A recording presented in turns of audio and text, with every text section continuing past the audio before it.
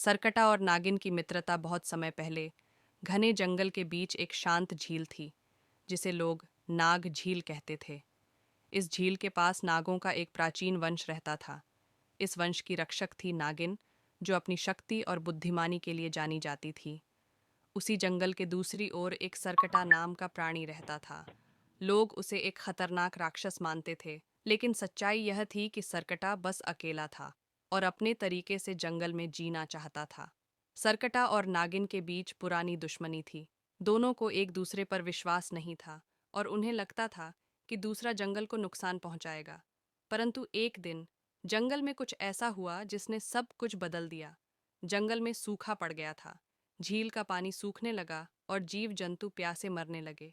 पेड़ झड़ने लगे और जंगल का हर कोना उदास हो गया।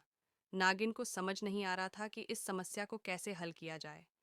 उसने अपनी शक्ति और जादू से कोशिश की, लेकिन वह अकेले इस संकट को नहीं रोक सकती थी। उसी समय सरकटा ने भी यह देखा। वह यह समझ गया कि अगर जंगल खत्म हो गया तो उसका घर भी बर्बाद हो जाएगा।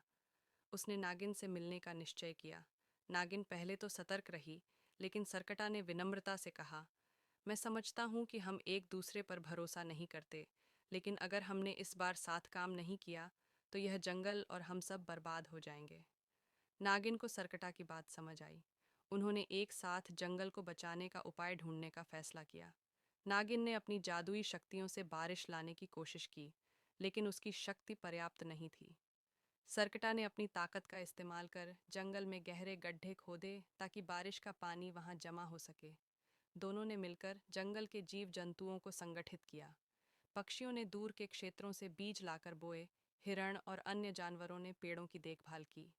नागिन ने अपनी विष शक्ति का उपयोग कर सूखी मिट्टी को उपजाऊ बनाया।